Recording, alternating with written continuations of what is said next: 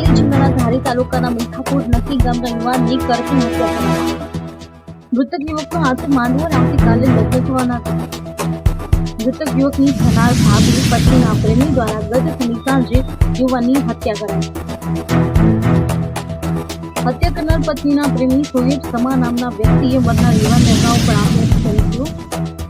મૃતક વિશાલ મકડા નામના યુવાનને ગઈકાલે શનિ સાંજે મીઠાપુર નામની સીમમાં બોલાવી હત્યા કરફ્યુ કરવામાં આવી છે. અત્યારે સોયેબ સમાપ્ત વચનની એક અજાણ્યા શખ્સે પોલીસે નોંધી હત્યા અંગે થઈ હતી. હાલ પોલીસે હત્યા કરનાર આરોપીઓની શોધખોળ હાથ ધરી હતી. હત્યા કરનાર આરોપી હાલ પોલીસ હાથ ફેંકવા હોવાની વિગતો સામે આવી હતી.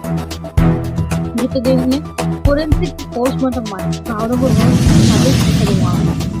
અકબર સૈયદ જેલ, અમરેલી.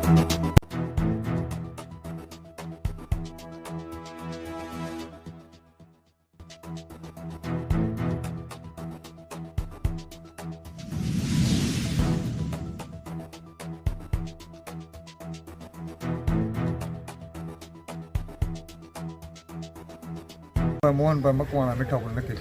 શું ઘટના બની? શરીરના ઘા ને માથામાં પાયપ મારેલી અને હૃદય ઉપર ઘા કરેલા, મોઢા ઉપર ઘા કરેલા આ હીરા બનેલ છે. સરકાર પાસે મારે ન્યાય ખાતા પાસે લેવો. સરકારે બહુ મને ન્યાય દે. મારા દીકરા આ થઈ ગયું છે, આ ઘટના બની છે. કા એને ફાંસીની સજા, કા આજીવન જેલ પડી છે. અને શા માટે આવું થયું, શું કહેશો? એના પરિવારમાં સહારવેલમાં છોકરી બાબતથી આ હતું ને મારો દીકરો નિર્દોષ આ કેસ બન્યો છે. છોકરાનું નામ શું છે? વિશાલભાઈ. આખું નામ? વિશાલભાઈ મુન્નાભાઈ મોહનભાઈ. વિશાલભાઈ મોહનભાઈ મકવાણા.